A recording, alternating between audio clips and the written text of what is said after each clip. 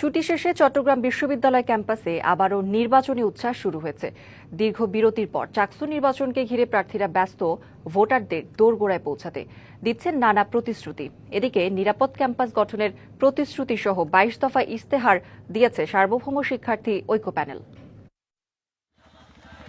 দুর্গাপূজার ছুটি শেষে শিক্ষার্থীদের পদচারণায় আবারও মুখর চট্টগ্রাম বিশ্ববিদ্যালয় ক্যাম্পাস।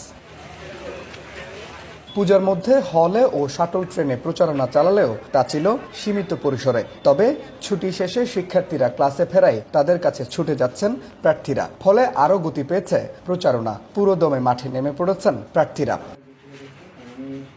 শাটল ট্রেন, ঝুপড়ি, শরণ চত্বর ও বিভিন্ন হলে রবিবার সকাল থেকেই প্রচারণা চালান প্রার্থীরা। শিক্ষার্থীদের কাছ থেকে প্রত্যাশিত সাড়া পাওয়ার দাবিও করছেন তারা। ক্যাম্পাসে যেহেতু আমরা দীর্ঘদিন কাজ করেছি সেহেতু শিক্ষার্থীরাও আমাদের সম্পর্কে অবগত।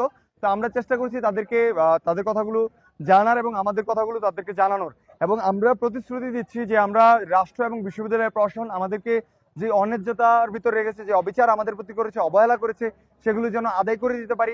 এদিন চাকসু ভবনের সামনে ইশতেহার ঘোষণা করে সার্বভৌম শিক্ষার্থী ঐক্য প্যানেল। চাকসুর সভাপতির ক্ষমতা বিলোপ, শিক্ষার্থীদের মৌলিক অধিকার, আবাসন সংকট নিরসন ও নিরাপদ ক্যাম্পাস গঠনের প্রতিশ্রুতি সহ ২২ দফা ইশতেহার দিয়েছে তারা। আমরা প্রায় ২২টির অধিক ইশতেহার আমরা আজকে উপস্থাপন করেছি, এবং আমাদের প্রথম ম্যান্ডেট হচ্ছে আমরা প্রথম সাধারণ সভায় সভাপতির ওইসব ক্ষমতা বিলোপ করব যেগুলো শিক্ষার্থীদের অধিকার হরণ করতে পারে।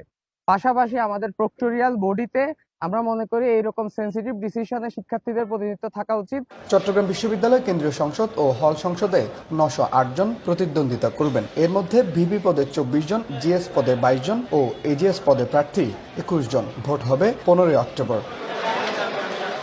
Mujibul Haque, DBC news, Chittagong.